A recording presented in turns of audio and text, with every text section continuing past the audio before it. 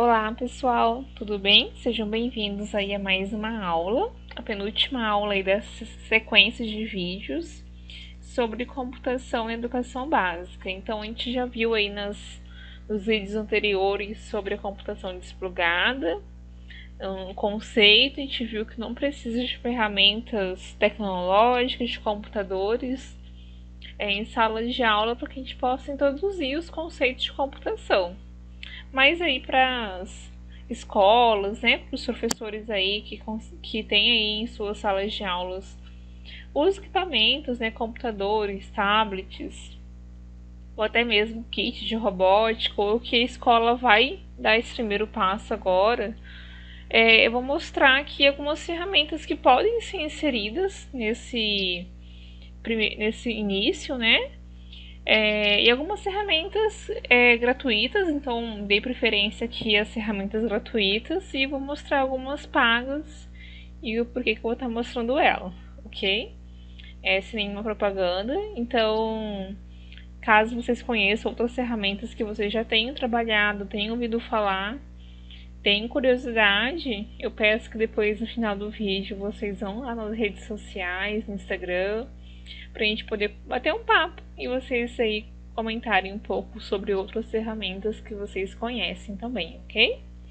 Para quem aí já trabalhou um pouquinho com programação, com robótica aí na sala de aula, tudo bem? Então vamos lá.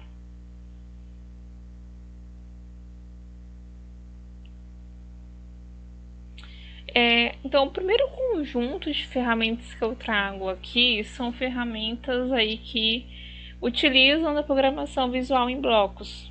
Então, a gente tem o Scratch hoje, o Scratch que é destinado aí para crianças a partir de 8 anos. Como eu já mencionei lá nos primeiros vídeos, ele foi desenvolvido pelo grupo de pesquisa aí liderado por Mitchell Resnick, do MIT. Então ele foi baseado no logo, né? Que o Mitchell Resnick ele trabalhou com Puppet durante um tempo. Então, só para contextualizar vocês, o logo era aquela ferramenta que eu comentei nos vídeos anteriores, em que tinha uma tartaruga em que ela se movia ali na tela conforme os comandos que o usuário fosse inserindo. Comandar frente 4, em que ele se movimentava 4 passos ali, né? E virar à direita, esquerda, virar um ângulo em específico, e assim essa tartaruga desenhava aí as figuras geométricas.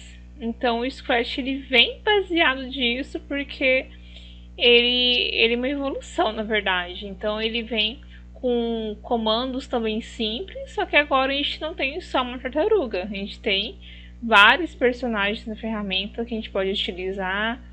A gente pode utilizar outros personagens de outros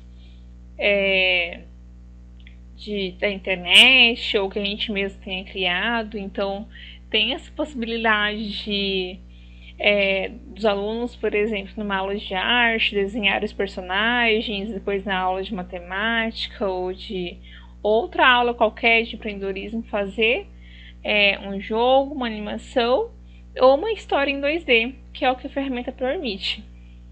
Então o Scratch, eu falo que ele não é só uma ferramenta, ele é uma comunidade hoje. Então quando a gente cria um jogo no Scratch, a gente não vai conseguir disponibilizar ele, por exemplo, para ser jogado no celular. Então você pode disponibilizar ele, compartilhar com outros usuários no site que ele tem hoje. E todo mundo consegue ver as criações de todo mundo, desde que quem criou, né, permita esse compartilhamento. Então, uma coisa que então você viu um jogo legal, você consegue remixar, que utilizar como base aquele jogo já pronto, né, aquela história.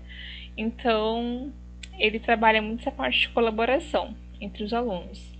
Então, com comandos bem simples, né, a gente consegue aí fazer um jogo, uma história. Ele tem essa via de mão dupla, né? Então o professor pode criar os joguinhos para as crianças jogarem durante a aula. E a forma mais interessante, com certeza, dele é o professor propondo aí um desafio em que os alunos possam, né, desenvolver seus games, suas histórias dentro do contexto do conteúdo que eles estão trabalhando ali em sala de aula e permitindo esse trabalho até multidisciplinar, interdisciplinar aí na escola. Então, a gente tem aqui, eu trouxe aqui algumas variações do Scratch, tem algumas outras, então vocês podem falar que conhecem algumas ferramentas que são parecidas com o Scratch, porque muitas delas se basearam no Scratch, né? Então a versão dele era código aberto aí, então os outros desenvolvedores poderiam utilizar ele como base. E hoje a gente tem várias bibliotecas que permite, né, aí os desenvolvedores, as empresas educacionais desenvolverem ferramentas baseadas aí na programação em blocos também. Então as demais que eu vou falar aqui, algumas delas inclusive se baseiam no Scratch. Ele foi criado em meados de 2007, 2008, que teve o lançamento da primeira versão. Então a gente tem mais de 10 anos aí da ferramenta já. Ela está bem consolidada. Então pode ser que você já tenha ouvido falar. Bom, recentemente, em 2015, 14, 15 para ser específica, a gente tem um lançamento aí de uma ferramenta que é uma variação do Scratch, é o Scratch Junior. Qual que é a diferença, né? O Scratch Junior ele é para criança a partir de 4 anos. Porque no Scratch, eu vou ir voltando aqui para eu demonstrar para vocês. Então, esse aqui é o Scratch, tá? Que eu falei para vocês. E vocês podem ver, então, esse aqui é um jogo de matemática criado por uma aluna. E aí vocês podem ver que aqui eles têm comandos bem simples, né? Então aqui são mude, diga, vá, para, gire, mas são comandos em que tem texto dentro. Já o Scratch Junior já não, ele já em vez de texto ele tem só símbolos. Isso permite que crianças que não têm aí habilidade de leitura ainda consigam desenvolver seus jogos, suas animações e suas histórias em 2D. Conseguem compartilhar umas com as outras também. Bom, aí outro que a gente tem aqui é o App Inventor. Ele permite a criação de apps aí para Android. Então ele é baseado no Scratch também, só que agora os alunos conseguem não só desenvolver uma aplicação simples, mas também um jogo na ferramenta. É um pouco mais complexo do que o Scratch, então assim, ele é recomendado para crianças a partir de 8 anos conseguem criar, mas assim, o recomendável mesmo é que a partir de 10 anos as crianças consigam utilizar aí com maior facilidade a ferramenta. Então agora as crianças, por meio do App Inventor, conseguem criar aplicativos, jogos e disponibilizar isso na loja lá do Google Play, né? Então outras pessoas podem baixar o jogo e jogar também. Então isso é muito legal, né? Então vocês vão perceber, quem for começar com o Scratch com os alunos, que eles ficam ansiosos muitas vezes por saber quando que eles vão disponibilizar o joguinho que eles fizeram ali no Scratch no Google Play, né? Que é o que eles conhecem, ou na loja de aplicativos do sistema operacional deles. E isso não é permitido no Scratch, mas já no App Inventor é. Então, é até uma boa dica, né? Começar com o Scratch de repente com os alunos e avançar aí para o App Inventor, que ele tem essa interface aqui.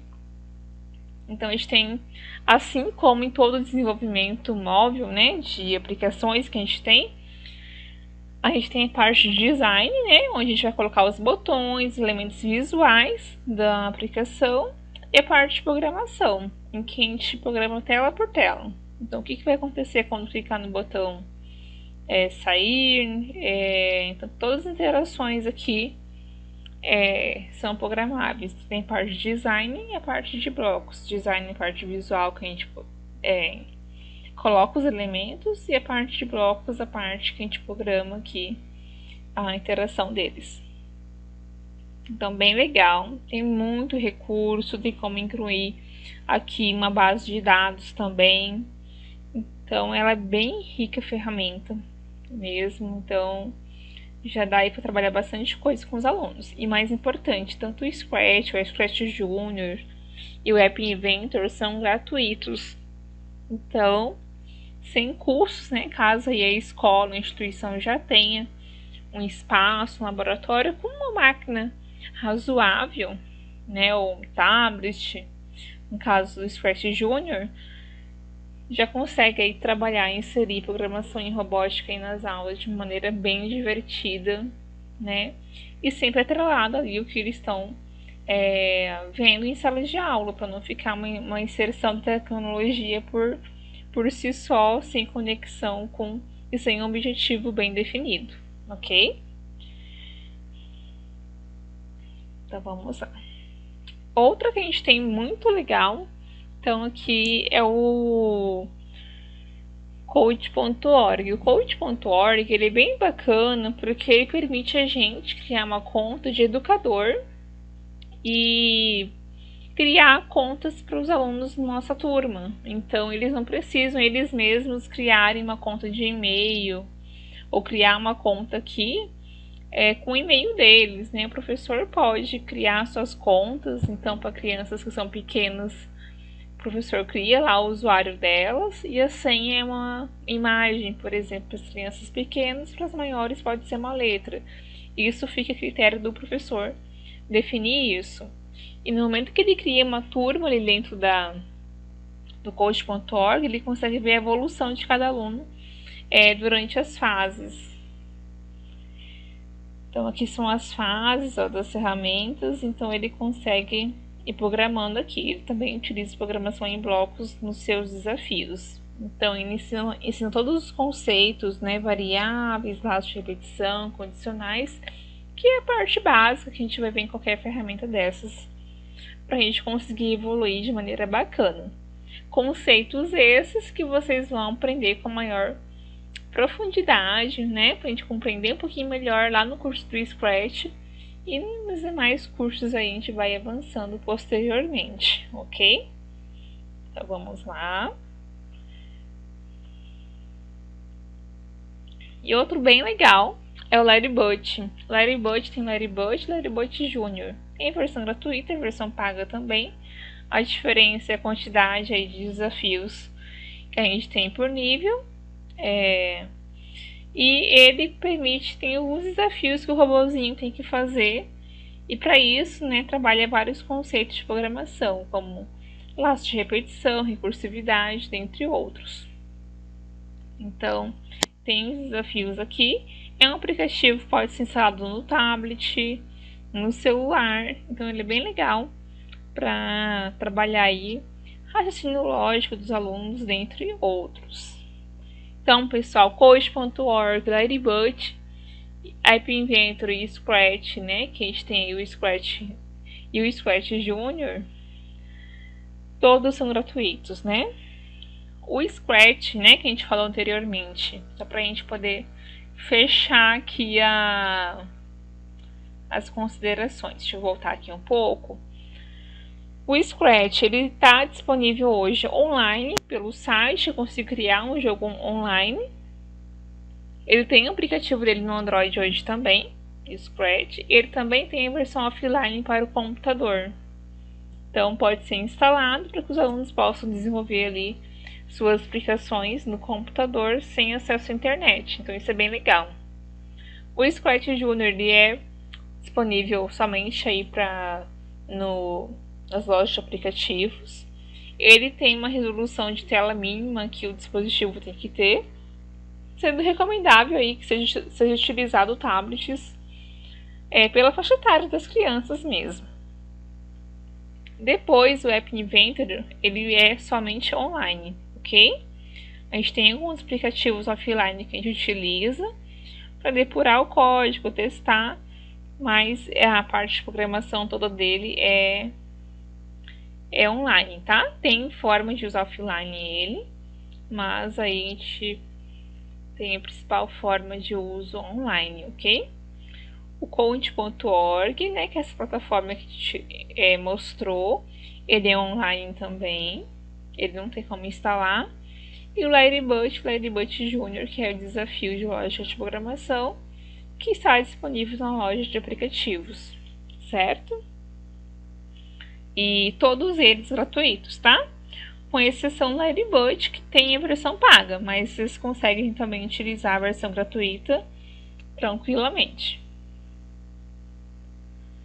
Bom, mostrado aqui as ferramentas, a gente tem também os kits de robótica, né? Então agora eu quero ir para a parte física com os alunos, né? Quero ir para a parte prática ali com eles. Quais kits que eu posso adquirir? Infelizmente, a gente não tem hoje kits gratuitos, né, que a gente possa cadastrar, receber na escola, não existe isso. O que a gente tem hoje muito na internet são projetos. Então, minha escola tem uma impressora 3D, minha escola tem, ou chegou uma impressora, né? A gente consegue construir kits, imprimir as peças, né? Mas para quem está começando é um trabalho bem difícil, bem árduo aí, para quem está iniciando. Então, uma boa opção é ter os kits prontos, tá? Então, eu trouxe aqui 2 kits principais pagos que eu conheço. O primeiro é o MBut da MakeBlocks, que tem as várias variações dele, tá? Então, o kit da MakeBlocks, ele é um kit bem bacana. Infelizmente, né, o ponto negativo assim, dele é que a gente não tem muitos fornecedores no Brasil hoje. Mas aí ele tá numa faixa de valor menor do que o kit do Lego EV3, que é esse outro do lado. Que tem bastante peças, tem motores, é mais fácil de montar do que a MakeBlocks. Só que as duas aí são duas boas opções. Ponto positivo do MakeBlocks, que ele utiliza o próprio Arduino ali, sendo muito fácil ali a conexão com outros aplicativos que tem essa comunicação com o Arduino. Já o do Lego, né, o EV3 do Lego, ele utiliza o software do Lego. A gente não consegue fazer essa comunicação de maneira muito fácil com outras aplicações aí para Arduino, apesar de não ser impossível, tá? É possível, tem alguns plugins hoje para alguns casos específicos. E assim, se a sua escola vai participar de uma competição de robótica ou alguma coisa do tipo, sugiro começar com esses kits, tá? O do Lego EV3 é um kit mais caro que a gente tem hoje, um dos mais caros de robótica. The MakeBlocks aí apresenta uma possibilidade de uso equiparada aí ao Lego também, com um custo um pouco menor, né? Lógico que as peças não são encaixáveis, tem que parafusar, tem uma complexidade ali a mais, só que tem um custo-benefício aí, tem um custo menor, né? Então, tem essas duas opções. E aí, uma opção mais barata, né? Vocês podem ver, depois procurar esses kits, assustar um pouquinho com o preço e chegar à conclusão que, não, minha escola hoje não tem condições de adquirir um kit daquele valor, né? Como é que eu posso começar, então? Uma boa dica que eu dou, porque assim, quando os alunos começam com kit de robótica, muitas vezes eles não vão compreender o que está por baixo daquelas peças, né? Na hora que eu pego o Lego, então, por exemplo, que já vem tudo motorzinho bonitinho, encapado ali, eu não vejo as engrenagens dentro dele. Então, uma opção muito legal é a escola adquirir, de repente, um kit de eletrônica, né? Composto por um Arduino. O Arduino é uma placa de prototipagem, que eu consigo conectar aqui sensores, por exemplo, ultrassônicos, que tem kits de robótica também, sensores de toque, né? Eu consigo colocar aqui LEDs, eu consigo colocar termômetros, diversos sensores, né? E eu consigo tem visor LCD, enfim, tem uma infinidade de recursos eletrônicos que eu consigo montar no Arduino. E a gente tem muito material didático hoje na internet disponível para a gente começar aí a utilizar o kit na sala de aula.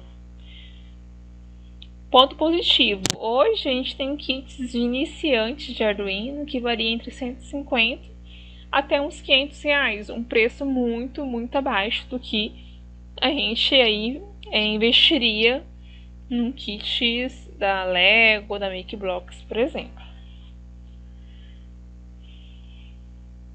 Bom, e aí ainda vocês, então isso aqui é uma ótima